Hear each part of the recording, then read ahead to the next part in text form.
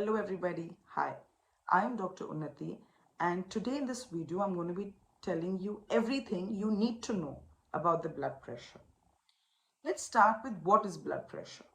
So blood pressure is the pressure of the blood pushing against the walls of your arteries.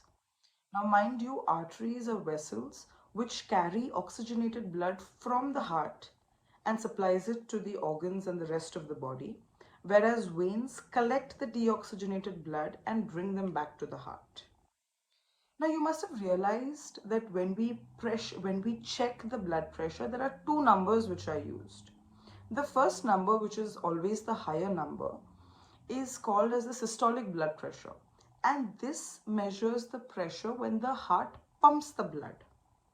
Whereas the second number, also called as the diastolic blood pressure, measures the pressure when the heart relaxes and fills in with blood. Now mind you, the blood pressure measurements mildly fluctuates every minute of the day, and this depends on various factors like your physical activity, your mental activity, the hormonal release, the influence of the food you intake, the time you intake that food. It also depends on environmental factors like the altitude at which you stay, the humidity, the temperature, etc.